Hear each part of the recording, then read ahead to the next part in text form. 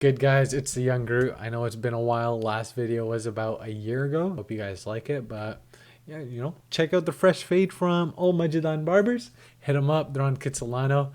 But watch the video, guys. Peace. Woo! How walking has changed my life, and I'm trying to help yours. But the problem right now is 90% of you who are watching this video don't even go for walks. And I was the same until a few months ago. The pandemic has gone by, but all of us still stay indoors. Some are either stuck in their rooms scrolling through some sort of dopamine provider, or your heads are buried in the books studying for the latest midterm, or you're just bored out of your mind trying to do something, but no one around you wants to go out. And instead, you turn on your PC and run a game you wanted to take a break from in the first place. And how do I know that? Because that was me. That was me with Valorant almost every day, and I couldn't take it. Now, I'm not going to say to take cold showers every day, read books every day, go for runs, wake up at 5 a.m., go on a social media purge, stop eating junk food, quit playing video games, because I don't do most of that. I still eat my jalapeno Miss Vickies and take burning hot showers and play Destiny and Valorant, but what I am saying is to go on a walk. Because it's such a simple thing to do, but it'll really help you out. The first few times, sure, it'll be boring, it'll be a drag, but that's because how dopamine wired our brains are. But when you start, after the fourth time or so, you really start to fall in love with it.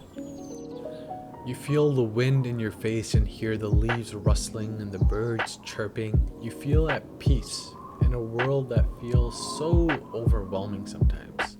Or when you scroll through TikTok and Instagram and feel like a brain dead zombie. Walking is an escape to all of that. It gives the same relief as stretching out a sore muscle, but for your brain. The cold air entering your lungs refreshes you better than a cup of coffee. It's a time in the day where you can truly ponder on your thoughts and either reflect or plan your day depending on what time you go for your walk.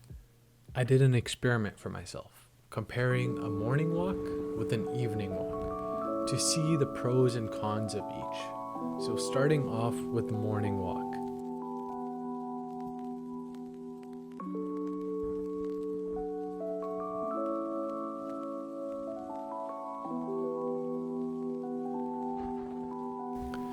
From the get-go, the second I stepped out of the car, the cold, fresh breath of air enticed me. I noticed how serene and quiet it was. No cars, barely any people, and just the wind blowing.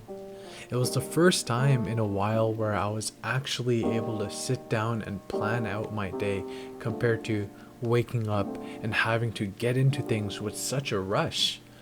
I was able to relax and admire the scenery. And on the way, I made a short-lived friendship with the duck named Ducko.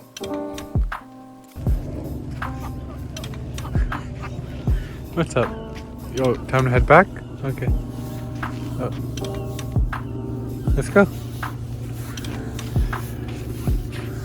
Oh, what are you doing, Ducko?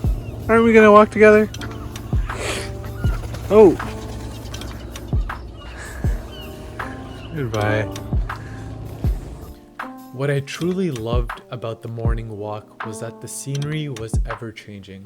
As the sun rose and the sky got brighter and the animals around started to get ready for their morning jobs, reminding me it was time to head home. But before I did, I stopped by the local Starbucks to grab the barista's favorite drink, keeping things interesting till the very end.